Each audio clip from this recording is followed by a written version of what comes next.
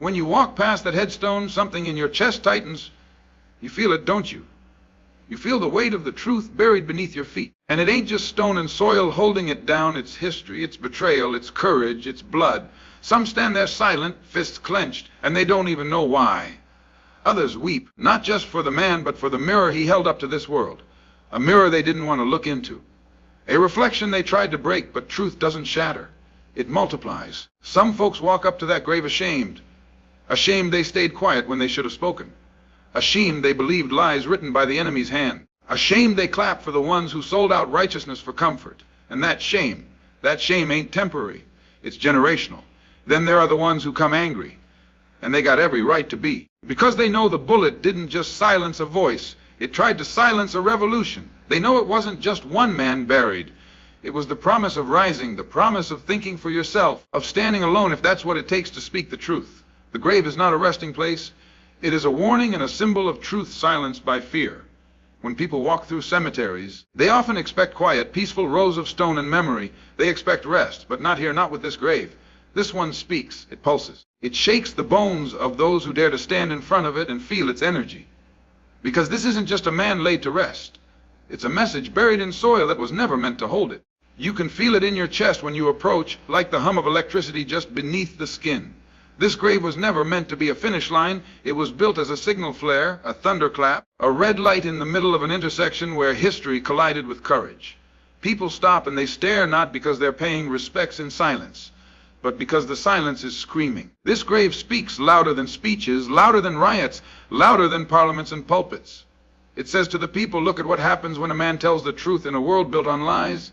It says to the world, here lies the consequence of clarity, the price of being unafraid, the cost of calling the devil by name while others dress him in silken suits. This ground is sacred not because it contains a body, but because it contains the memory of a man who refused to be a servant to fear. And that's what burns most for those who stand there and feel that presence. Fear. The grave is wrapped in the energy of a system that feared its occupant even in death. They feared his voice, they feared his ideas, and they feared his refusal to bow down. So they silenced him with bullets, hoping the soil would muffle the echoes of his truth, but it didn't. It amplified it. The grave became a loudspeaker.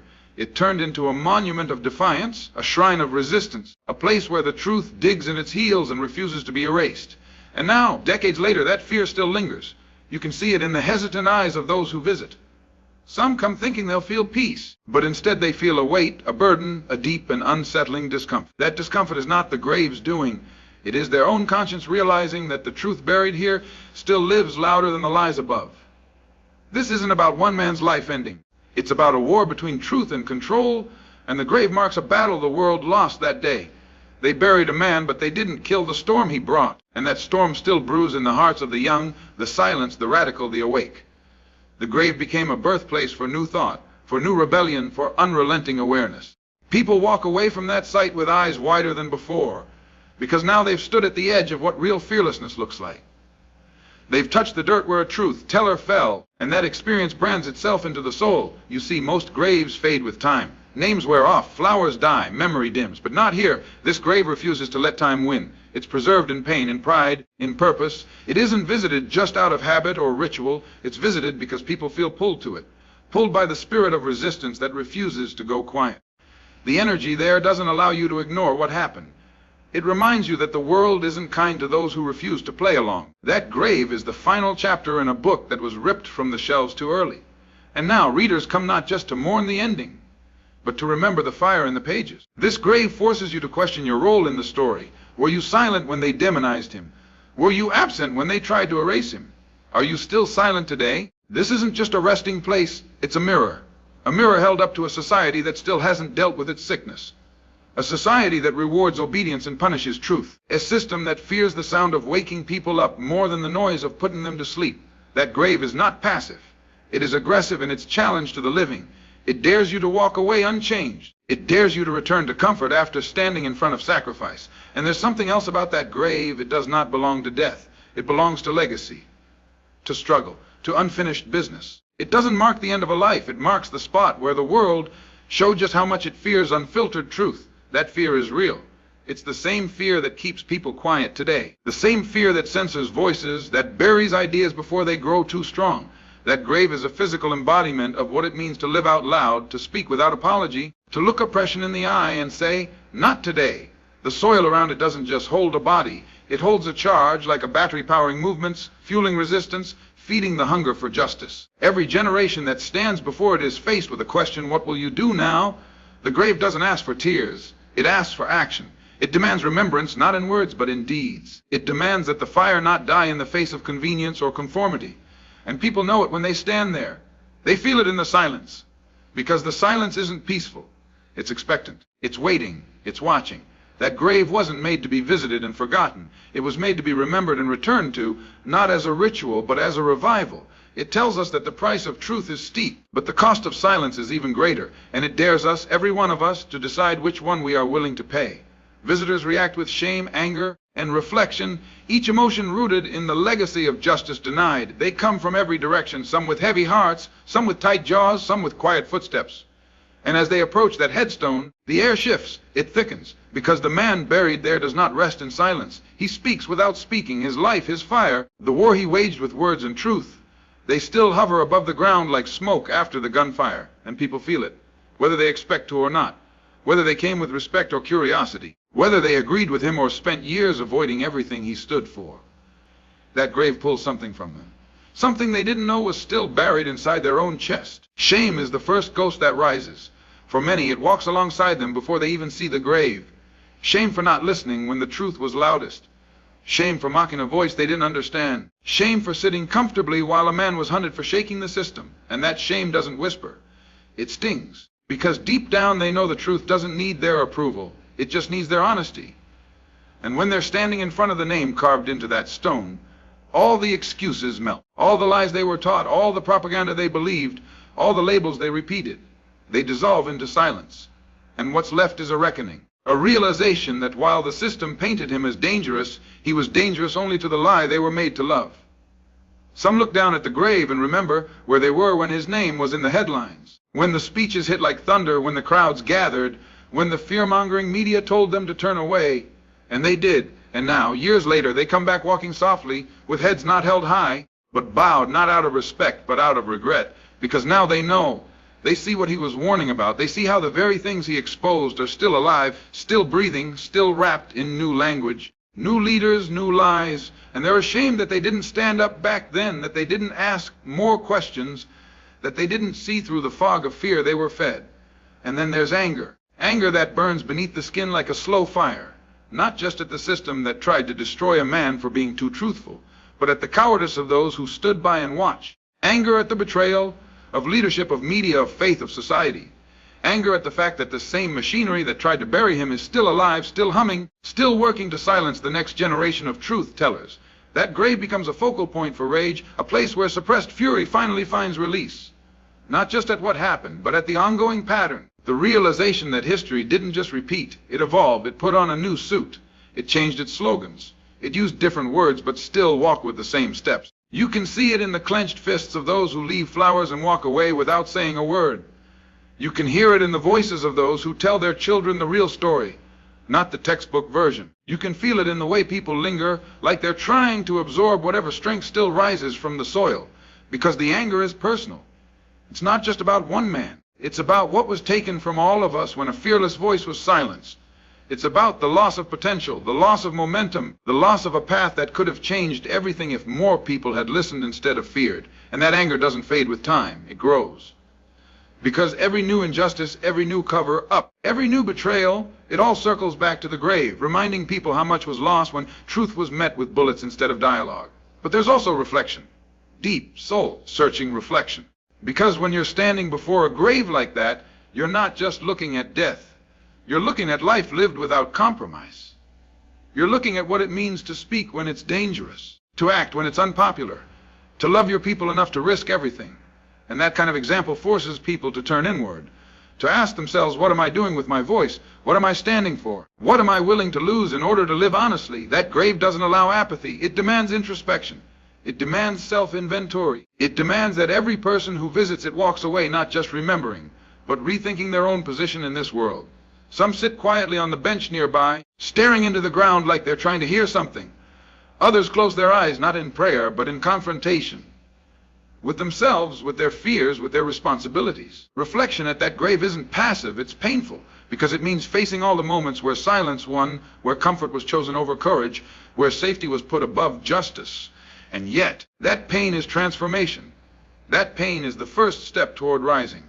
And all of it, shame, anger, reflection, it all ties back to one thing, the denial of justice. The knowledge that this man stood in front of the world and told it exactly what it didn't want to hear. And instead of listening, they tried to erase him. But the thing about truth is, once spoken, it doesn't die. It multiplies. That grave is proof. Because the reactions it sparks are not about mourning, they're about awakening. And once someone awakens, they don't go back to sleep. They carry that grave with them, in their thoughts, in their work, in their rebellion, in their hope. True respect for the fallen means action, not silence or ceremony. People have been trained to believe that honoring the dead is about flowers, folded hands, and whispered prayers. But that's not enough. Not when the person in the grave lived a life of relentless truth, of bold defiance, of raw, unfiltered urgency. You don't honor a legacy like that by lowering your voice or walking carefully through a cemetery. You honor it by raising your voice where silence is demanded. You honor it by moving against the tide when comfort says sit still. Because legacy like this was never about being remembered.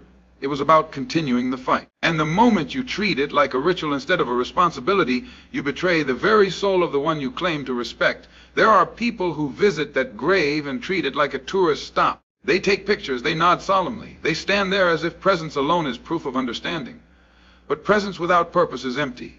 Reverence without action is cowardice dressed in politeness. That grave does not call for observers. It calls for soldiers. It calls for thinkers. It calls for the ones willing to risk what's easy to preserve what's right. Because that man did not die for silence. He did not die for flowers on anniversaries. He died because he refused to be quiet while the world choked on lies. And if your respect for him doesn't lead you to challenge those lies, then what is it worth? True respect is uncomfortable. It pushes you, it stretches your morals until they either break or grow. It forces you to look at the systems he called out and ask yourself where you stand in relation to them. Are you benefiting from them? Are you complicit in them?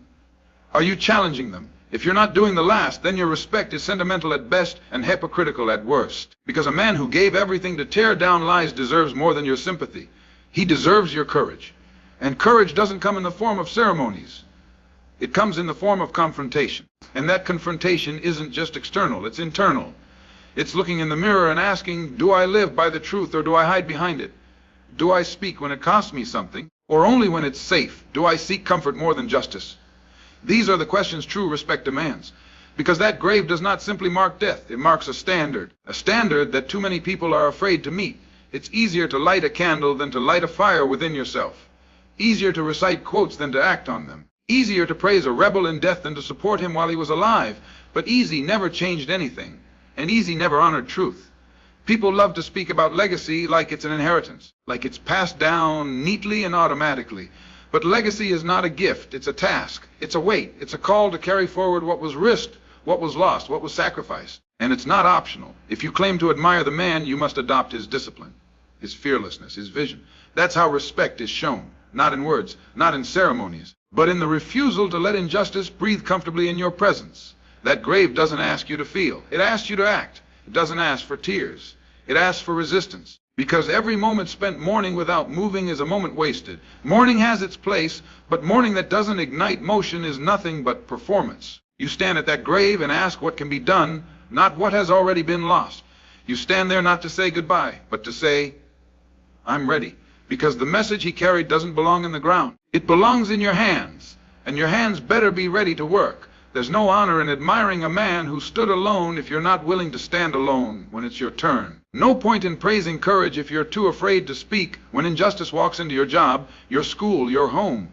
That grave should shake you awake. It should remind you that truth tellers don't get statues while they're breathing. They get bullets.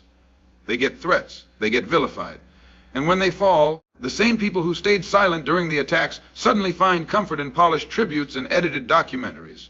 But real respect doesn't wait until it's safe. It shows up in the fire. It shows up when your voice trembles. It shows up when your support costs you something. And that's the test. What are you willing to lose for the truth? Because that's the question he answered with his life. He made the ultimate offering, not just for admiration, but for continuation. And that's where most people fail. They think the fight died with him. But the fight only changed form. It moved into your neighborhoods, your boardrooms, your classrooms, your headlines. And if you're not willing to continue it, then your flowers don't matter. Your sorrow doesn't matter. Because sorrow without struggle is just empty grief. And empty grief doesn't build anything. You want to respect the fallen. Then build what they died trying to build. Speak where they were silenced. Stand where they fell. Continue what they started. Carry what they dropped. Because the greatest insult to a warrior is not to be forgotten. It's to be remembered without being followed. That grave is not a museum. It is not a site of mourning. It is a forge. A place where those who visit should emerge stronger, sharper, more unyielding. If you walk away unchanged, then you never truly listen. If you walk away unchanged, you didn't deserve to stand there, because that grave does not exist to be pitied. It exists to provoke. It exists to demand. It exists to awaken. The grave challenges the living to confront their conscience and continue the fight. It does not rest quietly beneath the soil like the others. It does not blend into the scenery of tombstones, nor does it offer comfort to those who approach it seeking peace. Instead, it confronts, it waits, it watches, and it asks questions that no one wants to answer. It demands honesty from the dishonest, courage from the fearful, and purpose from the complacent. It speaks not through words carved into stone, but through the weight of history, through the fire of a life spent battling systems designed to crush the truth. And those who stand before it, whether they admit it or not, feel that challenge deep in the center of their soul. There's something about standing before that grave that strips away all the facades. It makes people look inward.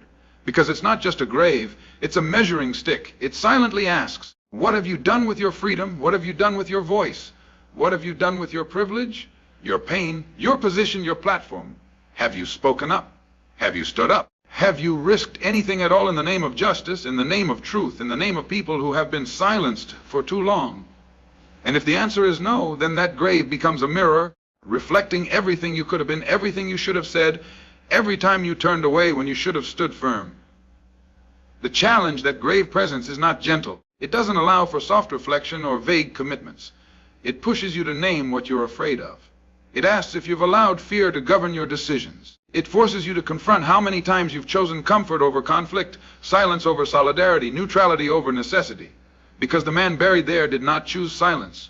He did not choose safety. He chose the storm every time, and he paid the price.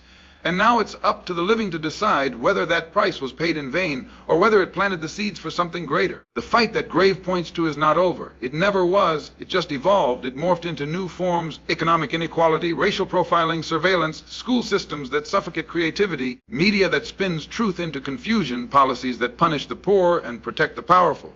And the grave knows that. The energy there knows the war still rages. So it asks the living, where do you stand? Are you hiding behind hashtags? Are you mistaking digital noise for real resistance? Are you confusing online outrage with actual organizing? Because the fight this man waged wasn't fought with tweets or empty slogans. It was fought with discipline, sacrifice, study, and relentless confrontation of power. And that kind of fight requires more than opinions. It requires action.